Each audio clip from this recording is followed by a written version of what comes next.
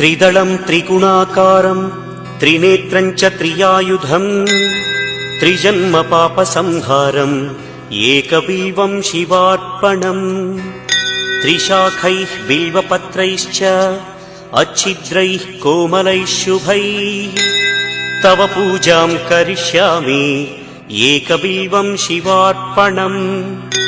कोटिकन्या महादानं तिलपर्वतकोटयः काञ्चनं शैलदानेन एकबिल्वं शिवार्पणम् काशीक्षेत्रनिवासं च कालभैरवदर्शनम् प्रयागे माधवं दृष्ट्वा एकबिल्वं शिवार्पणम् इन्दुवारे व्रतं स्थित्वा निराहारो महेश्वर नक्तं हौष्यामि देवेश एकबिल्वं शिवार्पणम् रामलिङ्गप्रतिष्ठा च वैवाहिककृतं तथा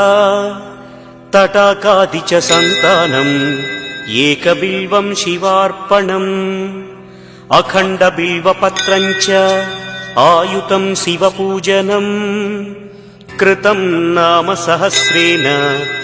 एकबिल्वं शिवार्पणम्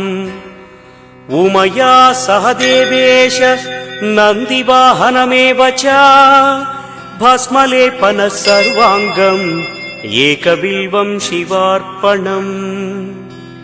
सालग्रामेषु विप्राणां तटाकं दशकूपयोः यज्ञकोटिसहस्रस्य एकबिल्वं शिवार्पणम् दन्तिकोटिसहस्रेषु अश्वमेधशतक्रतौ कोटिकन्या महादानम् एकबिल्वं शिवार्पणम् बिल्वानां दर्शनं पुण्यं स्पर्शनं पापनाशनम् अघोरपापसंहारम्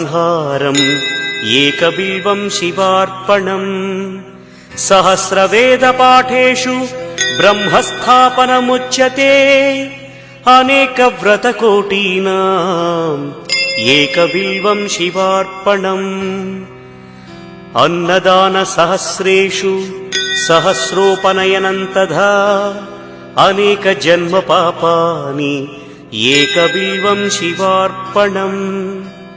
बिल्वाष्टकमिदं पुण्यं यः पठेत् शिवसन्निधौ शिवलोकमवाप्नोति एकबिल्वं शिवार्पणम्।